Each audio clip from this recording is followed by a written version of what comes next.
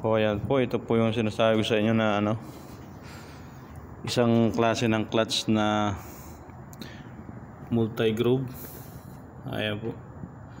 Ito po yung ating MT-150. Ito po, yan. Sa iba po ang kanyang compressor, maliit. Ito po.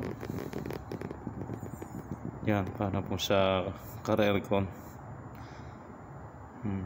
Yan po ang sa 150. At ang kanya pong kanyang alternator nasa ilalim naman, nasa ilalim ng compressor. Tapos yung kanyang motor, yan, multi-groove din ang kanyang kanyang belt. Yan, pinaka pan belt. Yan. Ito po, malaki po ang pagkakaiba ng 150 at saka nung 250. Yan, ito po yung makina. Iyan. Bale, po, ang makina nito ay Yanmar. Yanmar na dalawa ng piston. Ito po.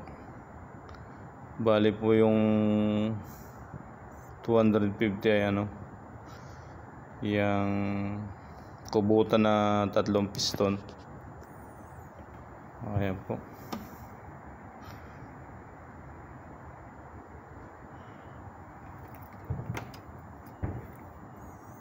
Ayan po ang pinaka-compressor nito.